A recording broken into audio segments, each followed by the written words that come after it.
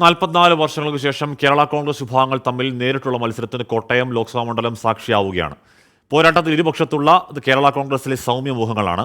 രാഷ്ട്രീയ ജീവിതത്തിൽ സമാനതകളേറെയുണ്ട് ഇരു സ്ഥാനാർത്ഥികളും തമ്മിൽ.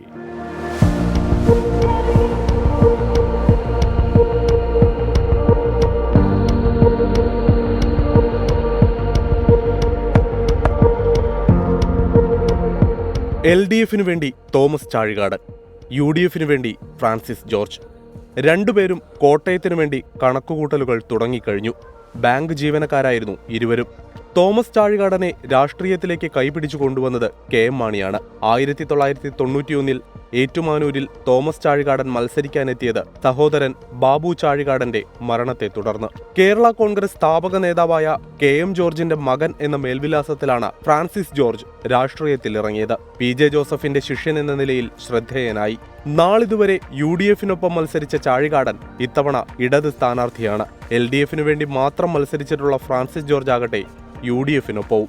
ഇലക്ഷൻ ഡിക്ലറേഷനൊക്കെ വന്നിട്ടാണല്ലോ ഔദ്യോഗികമായിട്ടുള്ള തുടക്കം. അപ്പം ഞങ്ങളിങ്ങനെ ആളുകളെയൊക്കെ കാണുന്നു, സ്ഥാപനങ്ങളെയൊക്കെ സന്ദർശിക്കുന്നു.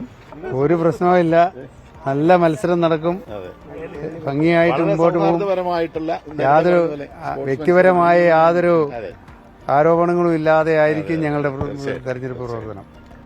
കന്നിപ്പോരാട്ടത്തിൽ അട്ടിമറി നടത്തിയവരാണ് ഇരുവരും. CPIM നേതാവ് വൈക്കം വിശ്വനെ ചാഴികാടൻ തോൽപ്പിച്ചപ്പോൾ ആദ്യ തെരഞ്ഞെടുപ്പിൽ കോൺഗ്രസ് നേതാവ് PJ കുര്യനെയാണ് ഫ്രാൻസിസ് ജോർജ് പരാജയപ്പെടുത്തിയത്. ചാഴികാടൻ മത്സരിച്ചതൊക്കെ രണ്ടില ചിഹ്നത്തിലാണ്. ഫ്രാൻസിസ് ജോർജിന് പക്ഷേ ചിഹ്നങ്ങൾ പലതും മാറേണ്ടി വന്നിട്ടുണ്ട്. കേരള കോൺഗ്രസുകാരിൽ സൗമ്യ സ്വഭാവമുള്ളവരെന്ന പ്രത്യേകതയും തോമസ് ചാഴികാടനും ഫ്രാൻസിസ് ജോർജിനുമുണ്ട്. അതുകൊണ്ട് തന്നെ ഇവരിൽ ആരെ കോട്ടയത്തുകാർ സ്വീകരിക്കുമെന്ന് കാത്തിരുന്ന് കാണണം. കോട്ടയത്ത് നിന്ന് ഷിബിൻ ബഷീറിനൊപ്പം ടോബി ജോൺസൺ, 24.